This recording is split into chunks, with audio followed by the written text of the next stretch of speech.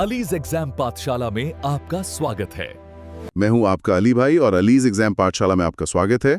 तो आज का जो हमारा ये इन डेप्थ डिस्कशन है वो पूरी तरह से यूपी लेखपाल कंप्यूटर क्लासेस के महा मैराथन प्रैक्टिस सेट 4 पर आधारित होने वाला है। तो चलिए सीधा अपनी स्लाइड नंबर 2 और 3 से शुरू करते हैं। पिछले क्लास का जो क्वेश्चन ऑफ द डे था, पहले उसका रीकैप कर लें। वो एक मैचिंग का सवाल था जिसमें कंप्यूटर के प्रकार को उनके काम से मिलाना था। हाँ, सुपर कंप्यूटर का मिलान मौसम पूर्वानुमान से था, मेन फ्रेम कंप्यूटर का बैंकिंग और बड़े डेटा से, और माइक्रो कंप्यूटर का घर या ऑफिस के यूज से था। लेकिन ऐसा क्यों? मतलब एक ही काम के लिए अलग अलग कंप्यूटर क्यों? देखिए, ये सीधा उनकी प्रोसेसिंग ताकत से जुड़ा है। अब मौसम का पूर्वानुमान लगाना कोई साधारण कैलकुलेशन तो है नहीं, है ना? बिल्कुल नहीं, उसमें तो करोड़ों डेटा पॉइंट्स होते हैं। सही कहा। इसलिए वहां सुपर कंप्यूटर की पैरेलल प्रोसेसिंग चाहिए।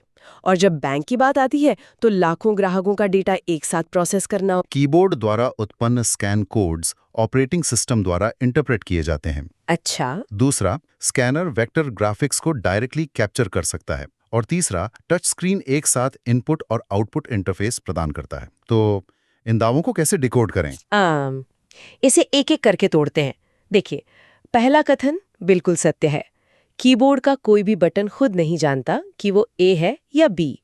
वो बस एक इलेक्ट्रिक सिग्नल भेजता है जिसे हम स्कैन कोड कहते हैं। और फिर ऑपरेटिंग सिस्टम उसे पढ़ता है? बिल्कुल। अब दूसरे कथन पर आते हैं जो कि पूरी तरह असत्य है। स्कैनर वाला वो गलत क्यों है? क्योंकि स्कैनर एक कैमरे की तरह काम करता है।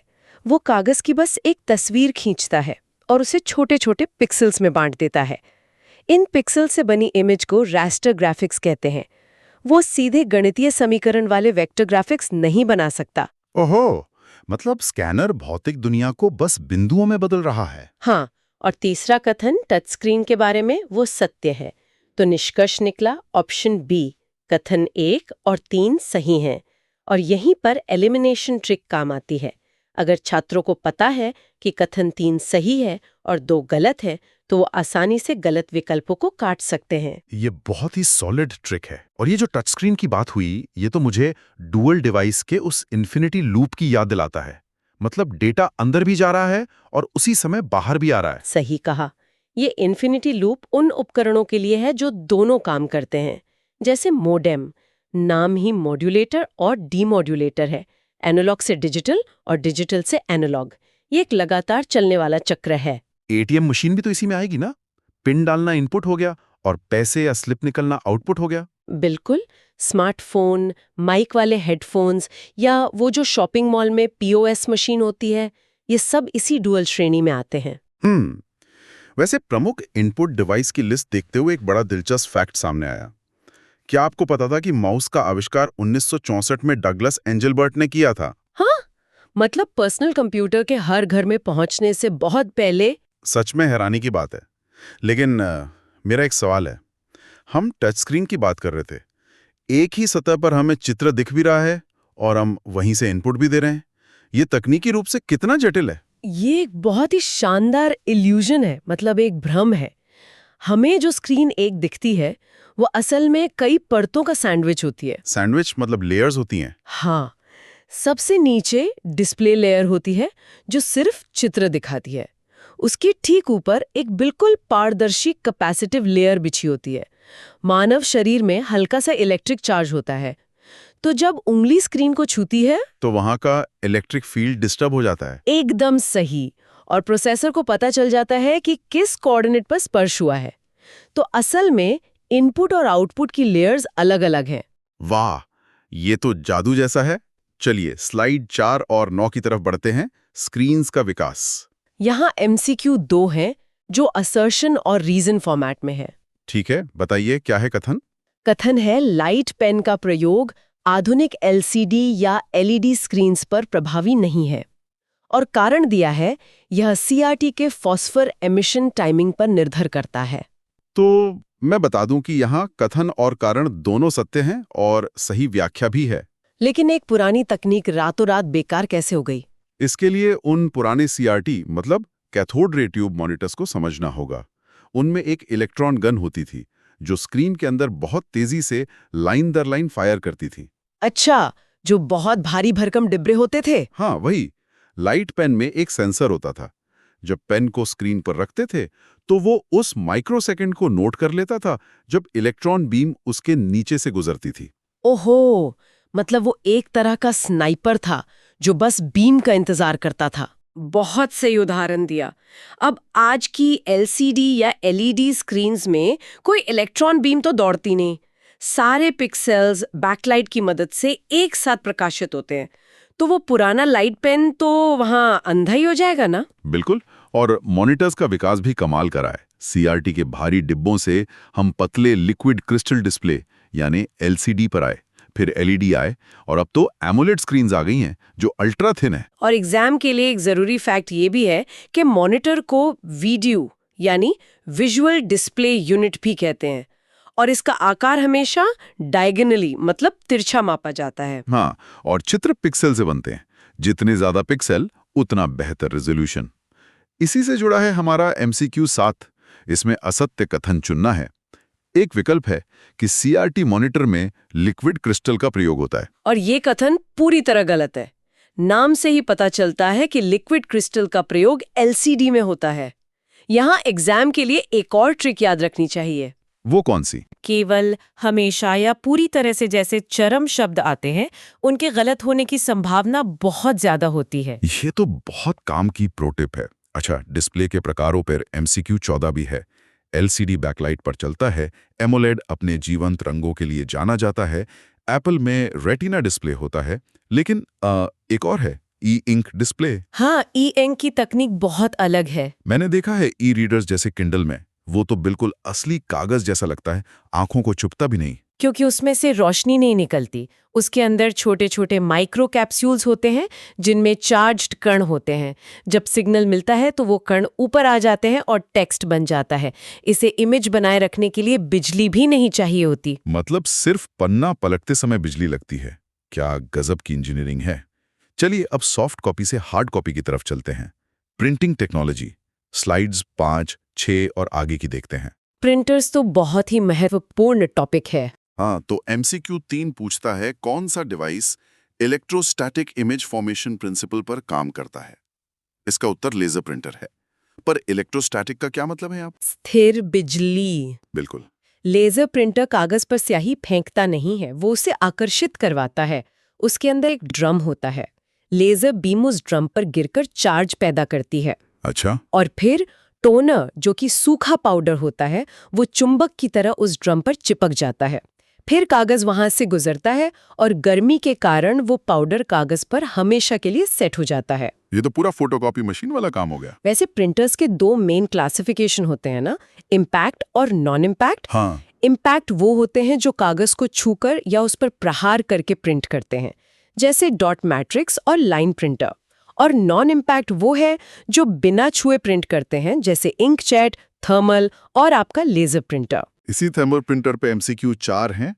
सत्यासत्य बताना है। पहला, इसमें हीट सेंसिटिव कोटिंग होती है, ये तो सत्य है। दूसरा, थर्मल ट्रांसफर में रिबन का प्रयोग होता है, ये भी सत्य है। लेकिन तीसरा है डायरेक्ट थर्मल प्रिंटिंग, दीर्घकालिक मतलब आर्काइवल स्टोरेज के लिए उपयुक्त है। और ये पूरी तरह सत्य है। श्रोताओं ने भी ध्यान दिया होगा, जो बस का टिकट या ATM की स्लिप होती है, अरे हाँ, वो कुछ दिन में बिल्कुल सफेद कागज बन जाती है। बिल्कुल, क्योंकि वो हीट सेंसिटिव केमिकल होता है जो धूप या समय के साथ उड़ जाता है, तो आप उसे लंबे समय तक सहेज कर नहीं रख सकते। समझ गया। अब MCQ 10 पर आते हैं, प्लॉटर के बारे में। कथन है कि प्लॉटर बड़े ग्राफिक्स या मैप बनाने के काम आता है। ये तो सत्य है, पर कारण दिया है कि ये डॉट बनाकर इमेज तैयार करता है। और ये कारण गलत है। यही तो प्रिंटर और प्लॉटर में फर्क है।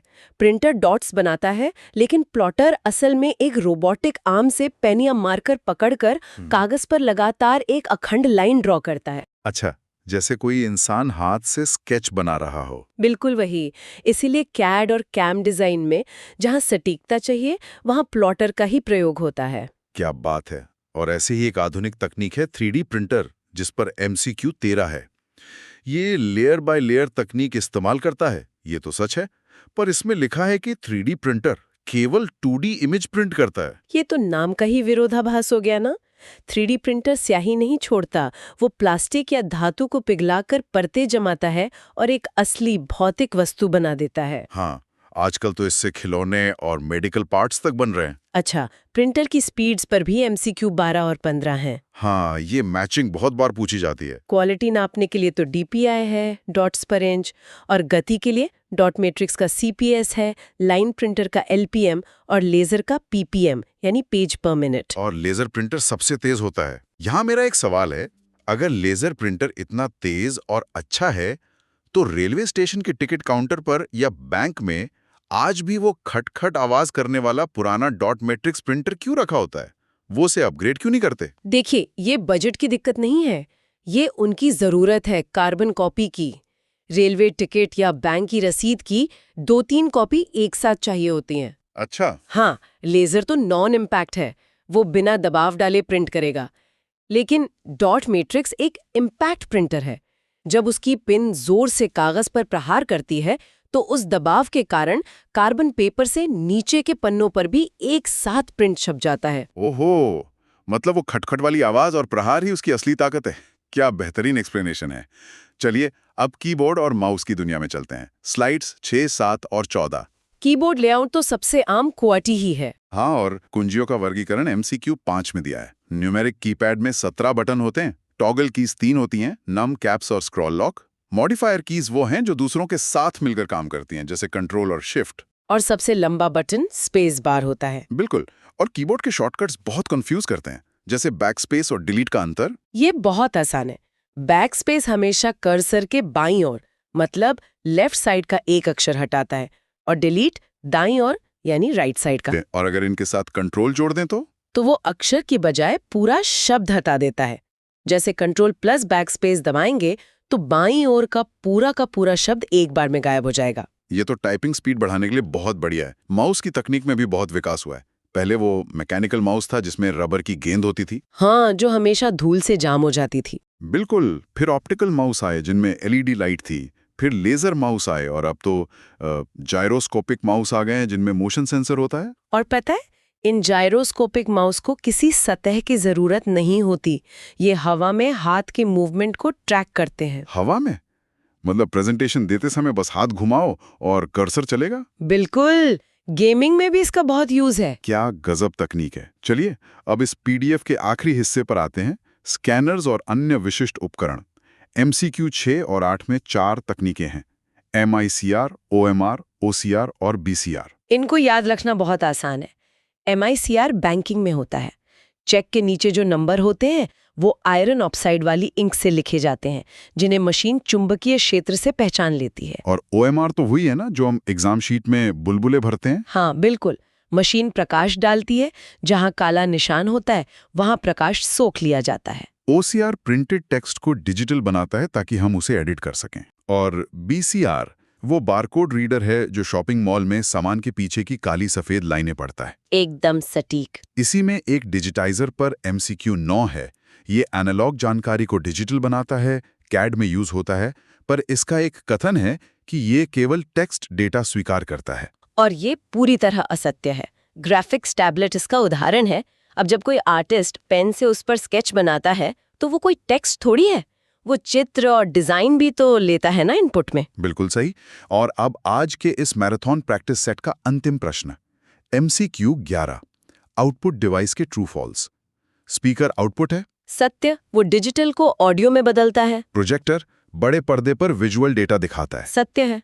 ब्रेल रीडर नेत्रहीन उपयोगकर्ताओं के लिए आउटपुट है। बिल्कुल सत्य, वो डिजिटल टेक्स्ट को उभरे हुए बिंदुओं में बदल देता है। लेकिन सबसे ट्रिकी सवाल, GPS केवल एक इनपुट डिवाइस है। और ये कथन असत्य साबित होता है। ये एक ट्रैप है। ट्रैप कैसे? देखिए, लोगों को लगता है कि GPS तो सैटेलाइट से सिर्फ लोकेशन ले रहा है, तो इनपुट हुआ।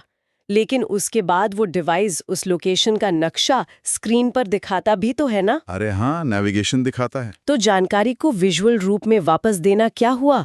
आउटपुट हुआ। इसलिए GPS एक ड्यूअल डिवाइस है। वाह, ये तो दिमागी बत्ती चलाने वाला पॉइंट था। तो इसी के साथ आज के इस महामैराथन प्रैक्टिस सेट 4 का संपूर्ण विश्लेषण पूरा होता है। हमने PDF की सभी स्लाइड सीक्वेंस में कवर कर ली।